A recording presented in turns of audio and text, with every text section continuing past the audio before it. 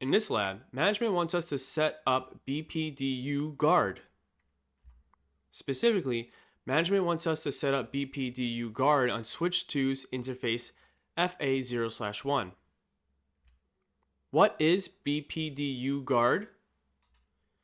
BPDU Guard shuts down switch ports fast if they receive BPDUs unexpectedly. This prevents accidental loops. BPDUs are used by spanning trees between switches.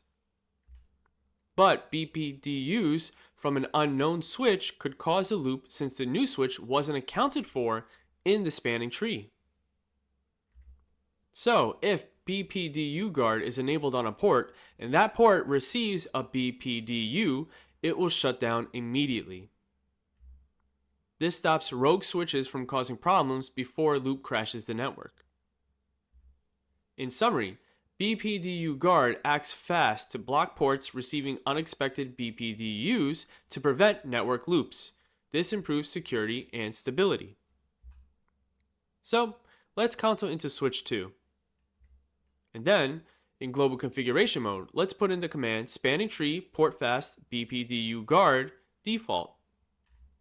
This command activates BPDU Guard on all portfast enabled interfaces by default.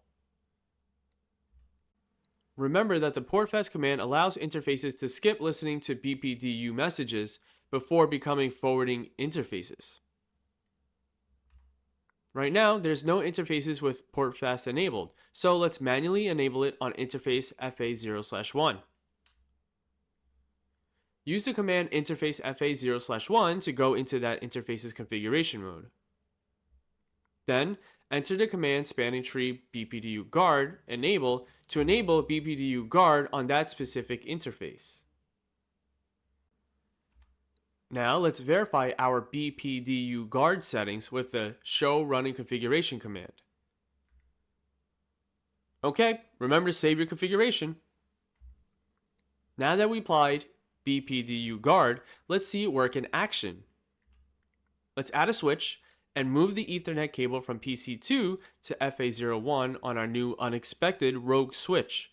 This will connect switch 2's FA01 to our new switch's FA01.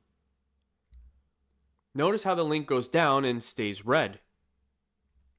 If we do a show interface status on switch 2, we can see that the interface is in error disabled mode. That's because BPDU Guard is working. To return to normal, let's move the Ethernet cable back to PC2. Then, on the switch 2 console terminal on PC1, do a shut no shut on the interface FA0/1 to reset it.